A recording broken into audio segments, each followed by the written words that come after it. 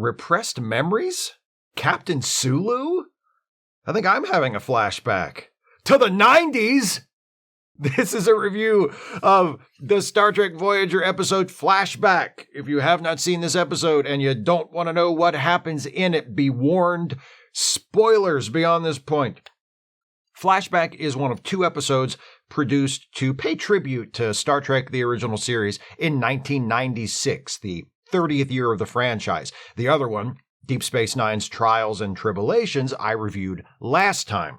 Flashback does essentially the same thing Tribulations does, but goes about it in a much different way. Where Tribulations uses special effects to Forrest Gump DS9 characters into an actual episode of Star Trek the original series, Flashback employs the more conventional methods of building matching sets and hiring some of the same actors to insert characters from Voyager into the middle of the film Star Trek VI.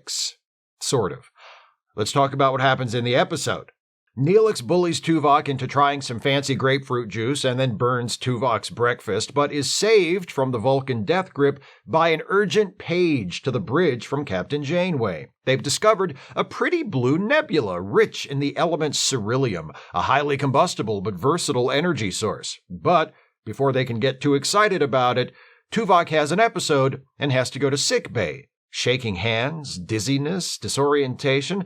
Could they be side effects from the lithium he takes to keep from murdering Neelix? On the way to sickbay, Tuvok has a vision of himself as a child, hanging on to a young girl's hand as she dangles off the edge of a precipice. This vision, apparently a memory, is so traumatic that Tuvok collapses as soon as he reaches sickbay. When he wakes up, he tells the doctor that even though the vision felt real, until he experienced it, he had no memory of being on that precipice, or that girl, or any of it.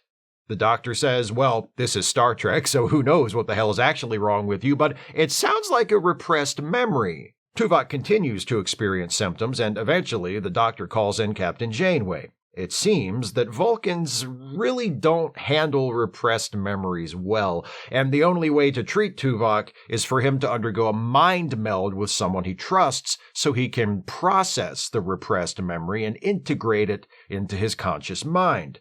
Janeway's like, cool, let's do it, but when we're in the memory, will it be different because I'm there? Tuvok says, no, only I will be able to see and hear you. Janeway's like, oh, quantum leap rules, got it. They do the mind meld, but instead of finding themselves on a cliff with a little girl, they find themselves on the bridge of the USS Excelsior, circa Star Trek VI. Hey, there's Captain Sulu. It turns out the Excelsior was Tuvok's first assignment as an ensign after graduating Starfleet Academy. Yes, he's that old. Vulcans are long-lived.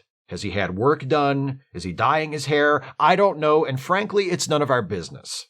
Janeway and Tuvok try to figure out why they wound up in this memory of Tuvok's instead of on the cliff, and eventually they decide that when they found the pretty blue Ceruleum Nebula on Voyager, it reminded Tuvok of a similar nebula they traveled through on the Excelsior, so his brain took them there instead of to the traumatic, repressed memory. During these Excelsior scenes, we get glimpses of Captain Sulu doing his thing. He has decided to attempt a rescue mission of Captain Kirk and Dr. McCoy, who were prisoners of the Klingons after being framed for the assassination of the Chancellor. It's all covered pretty well in the second best Star Trek movie ever made. I highly recommend it. And Grace Lee Whitney is there as Janice Rand, bossing the young officers around, which has gotta feel good for her. And we get to see what a simultaneous kiss-ass/insubordinate stick-in-the-mud Tuvok was as an ensign. First, he brings Captain Sulu some Vulcan tea. Then, later, he objects to Sulu's plan to try and rescue Kirk and McCoy because it violates their orders. Sulu's like, objection noted, you rule-following dweeb, now get back to your station. Anyway, the Excelsior runs into some Klingons, represented on screen by Michael Ansara cameoing as Kang. The ship is damaged during the getaway from the Klingons. Tuvok's bunkmate Valtane is killed when his console explodes, and after that, the mind meld starts to go a bit wonky. Captain Sulu turns to Janeway and says, "Who are you? What are you doing on my ship?" Janeway's like, "What's going on? Only children and animals are supposed to be able to see me." What's going on, as the Doctor and Kes have figured out by now, is that Tuvok's repressed memory is not a memory at all, but a virus that has been hiding in his brain, disguised as a repressed memory. Tuvok got the virus from Valtane as Valtane was dying, and when the Doctor tries to kill the virus, it jumps from Tuvok to Janeway, and she experiences the girl falling from the cliff. Then, as the virus dies, Janeway and Tuvok experience the flashback over and over again in quick succession, with a different child trying to save the falling girl each time. Young Valtane, then a baseball player, then a Maasai boy, then a Chinese peasant girl, then, I'm gonna guess, a Palestinian girl from around the time of Christ, then, in one of the most hilarious cuts I've ever seen in a Star Trek show, a cave boy. I assume we're meant to interpret that montage of flashbacks as sort of a highlight reel of the people the virus has infected to give us an overall sense of what it does and how long it's been doing it. But personally, I think it's way funnier to read that montage literally and assume that the virus was somehow passed directly from a cave boy to a first century Middle Eastern girl to a Chinese peasant girl to a Maasai boy to an American Little Leaguer to a Starfleet officer living in the 23rd century. That must be a hell of a story, huh? Anyway, the Doctor succeeds in killing the virus, and Tuvok is cured. He and Janeway have a little chat on their way to the turbo lift, where Tuvok fills her in on how Star Trek VI ended, and says he's glad he was there for all of that, even though he doesn't feel nostalgic about any of it. Janeway's like, well, I kind of feel like I was there too, so I'll be nostalgic for both of us. The end. I know this episode is a favorite of a lot of people, but it's always left me kind of cold. Like most Voyager episodes, it's not bad, but it has a flat, perfunctory quality. It's a good example of what I sometimes call perfectly acceptable Star Trek, something Voyager specialized in. It's not without its charms.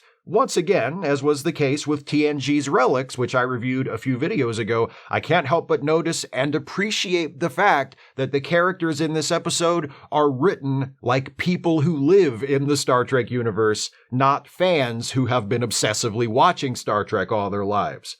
When they arrive in the Excelsior flashback, and Tuvok catches Janeway up on what's going on, the explosion of the Klingon moon Praxis, the arrest of Kirk and McCoy, the Star Trek VI stuff, Janeway seems vaguely aware of it, like she learned about it at some point during her education. Later, in a scene with Harry Kim, she talks about Sulu and his fellow Enterprise crew members the way we might imagine an actual person serving in the military would talk about notable officers of a previous generation, with a certain degree of admiration, but also amusement and incredulity and perhaps a touch of envy at how different things were in their era, but not as though the TOS crew were the most important people who ever lived. Sulu and his comrades seem to matter to Janeway as much as they should matter to her, not as much as they matter to us. The parallel between Neelix tempting Tuvok with his fancy new fruit juice at the beginning of the episode, and Tuvok sucking up to Sulu by bringing him tea near the beginning of his Excelsior flashback, is a nice touch, and I appreciate that it's not underlined and italicized. It's just there, and we're allowed to notice it for ourselves. The revelation that Tuvok didn't enjoy his early Starfleet career and resigned following the end of his assignment on the Excelsior adds an interesting wrinkle to his character. George Takei doesn't really have much to do as Captain Sulu, but he does an excellent job with the material he's given. If, like me, you're old enough to have been a Trekkie when this episode was originally broadcast, you might remember that there was some talk around this time of a full-on Captain Sulu spinoff. George Takei was all for it, and the Excelsior set scenes in this episode seem to suggest that such a show would be feasible and would be able to attract an audience. It never happened, of course. Watching Flashback this morning, it occurred to me that if George Takei were 30 years younger, if this episode had been produced this year instead of in 1996, we probably would get that Captain Sulu show. The current model of the Trek franchise, focusing on multiple streaming shows with seasons of 10 to 15 episodes, allows for more diversity and experimentation as far as the projects that are being produced. It's a shame there wasn't that sort of environment in the 90s. I always liked the idea of Captain Sulu. I love the aesthetic of the TOS era films, and those red uniforms, they're my favorites. None of which guarantees it would have actually been a good show. It could easily have been the shits, but it might have been nice to find out. The aspect of this episode that impresses me the most is its premise. I admire the cleverness it takes to conceive of a way for Janeway and Tuvok to interact with Star Trek VI era Sulu that doesn't involve time travel or a holodeck or some other more obvious bit of Star Trek shit. Brannon Braga made up some new Star Trek shit for this one. The effort is noted. Unfortunately, while the method by which Flashback bridges the generations is inventive, it also leads to the episode's biggest drawback, namely that nothing Janeway and Tuvok do while in the Excelsior flashback winds up being all that important to the plot. They can't have any effect on the events they're experiencing because it's all in Tuvok's head. The mind meld therapy doesn't wind up helping Tuvok since it turns out he has a virus rather than a repressed memory. The doctor figures out that it's a virus and cures Tuvok on his own, completely external to the Excelsior flashback. Yeah, the doctor discovers the virus when the mind meld goes wonky and he's trying to stabilize Tuvok, but the specific events that occur to Janeway and Tuvok in the mind meld don't make a difference. We get a bit of characterization for Tuvok, and we get to see Sulu and Rand and Kang and the Excelsior, and get to see what Captain Sulu was up to while he was off-screen during the events of Star Trek VI, but none of it contributes anything to the resolution of the plot of this episode. As a result, all the crossover elements, which are the main selling point and account for a big chunk of the runtime, feel like window dressing. If you're a Trekkie of the I just want to see the people and the ships type, chances are you love this episode. And good for you. Like what you like. But as those of you who watched our reviews of Star Trek Picard Season 3 the past 2 months will know, I need a little more. If all I want is to see Captain Sulu and the Excelsior, I can watch Star Trek VI. It exists, and it's great.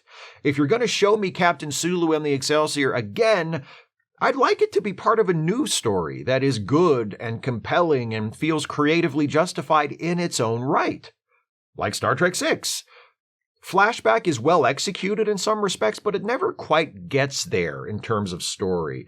And that's why, for me, it never rises above the level of perfectly acceptable Star Trek. Those are my thoughts on Flashback. What do you think of this episode? Please share your thoughts with me in the comments. If you'd like to support this channel, and I sure wish you would, if you can afford it, you can do so by becoming a patron at patreon.com/Steve Shives, becoming a channel member by clicking the join button, or by making a one-time gift by clicking the thanks button, or via PayPal or Venmo. Links are in the description. For the last 10 weeks, this has been the part of these retro reviews where I remind you to watch myself and Jason Harding review the new episode of Star Trek Picard this weekend. But there ain't no new Star Trek Picard episode this week, because Star Trek Picard is over. Jason and I have decided to do our thing when Season 2 of Strange New Worlds starts in June, but until then, if you haven't watched our reviews of Picard Season 3 and you want to see me talking about how I mostly don't like the show and Jason make fun of me for not liking the show, our reviews of all 10 episodes of Season 3 of Star Trek Picard are available for your entertainment, so check those out by all means. And please join me next week for another retro review. Next time, I'm beginning a new 6-episode run where, speaking of Star Trek Picard and Voyager, the episodes I review will all be Borg episodes. I'm starting that run with a review of the first Borg episode from Season 2 of Star Trek The Next Generation, Q Who. I'll see you next week for that. Thanks for watching, and take care, everybody.